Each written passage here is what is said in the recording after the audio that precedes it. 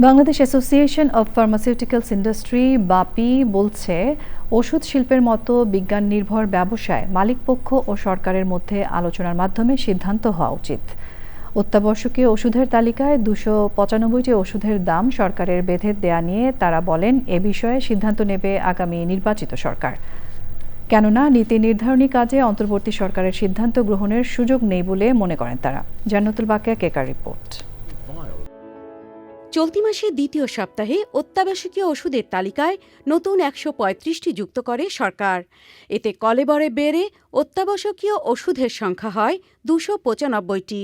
এই ওষুধগুলো নির্ধারিত মূল্যে বিক্রির সিদ্ধান্ত দেয় সরকার। এই ওষুধের উপরে মূল্য নির্ধারণের একটা রাষ্ট্রীয় ইন্টারভেনশন ছাড়া আসলে এটা মানুষের জন্য অ্যাফোর্ডেবল রাখা কঠিন হচ্ছিল। বাংলাদেশ হেলথ রিপোর্টার্স ফোরামের সদস্য স্বাস্থ্যবিটের সাংবাদিকদের জন্য আয়োজিত এক কর্মশালায় 295টি ওষুধের বিষয়ে সরকারের সিদ্ধান্ত নিয়ে কথা বলেন বক্তারা। ওনারা একটা রুটিন কাজ করবে, বিশেষ করে শিডিউল ঘোষণার পরে কেন ওনারা এই ধরনের নীতিগত বিষয়ে ওনারা এই উদ্যোগ নিতে যাচ্ছেন, ওনারা পরবর্তী সরকারের হাতে রেখে যান। যারা ইলেকশনের মাধ্যমে যেই আসুক তারা ডিসাইড করুক।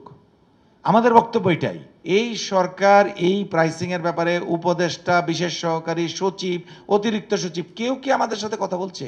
আপনারা জিজ্ঞেস করতে পারেন, কেউ কথা বলেনি আমাদের সাথে এই বিষয়ে। তাহলে আমরা এতই অপাংতেও কেন?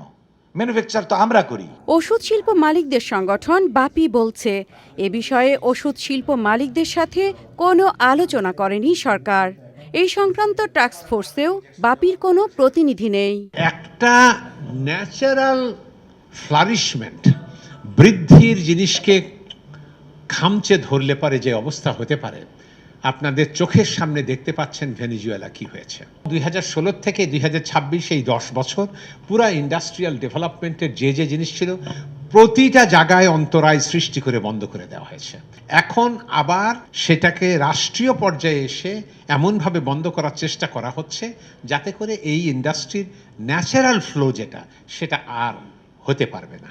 বাপি সংশ্লিষ্টরা বলছেন, ওষুধের মূল্য কেবল কাঁচামাল আর প্যাকেজিংয়ের ওপর ওষুধ শিল্পের বিশাল ব্যয়ভার এবং টিকে থাকা নির্ভর করে না, বরং বিশ্বের 157টি দেশে বাংলাদেশে উৎপাদিত ওষুধের বাজার ধরে রাখতে, ওষুধের গুণগত মান বৃদ্ধিতে, গবেষণা ও উন্নয়ন R&Dর শর্ত পূরণেও বিপুল অর্থ বিনিয়োগ করতে হয়।